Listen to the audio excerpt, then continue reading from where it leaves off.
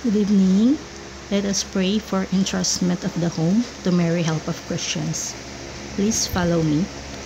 Most Holy Virgin Mary, appointed by God to be the help of Christians, we choose you as the mother and protectress of our home.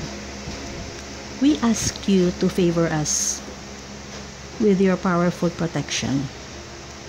Preserve our home from every danger, from fire, flood, lightning, storm, earthquake, thieves, vandals, and from every other danger.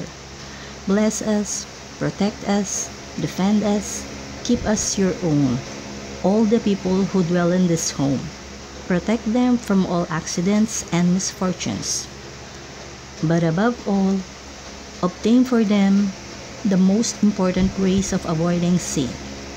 Mary, help of Christians, pray for all those who live in this home, which is entrusted to you for all time. Amen. Mary, help of Christians, pray for us. So ito po ay dalangin para po sa ating tahanan. Protection po. Pwede po natin siyang dasalin kahit po bago umalis ng bahay o kung nandito man po kayo sa loob ng bahay, lalong-lalo na po kung kayo ay babiyahe. So wag po natin kalimutan lagi magpasalamat at hingin po ang gabay ng ating mahal na Birhen. Magandang gabi po.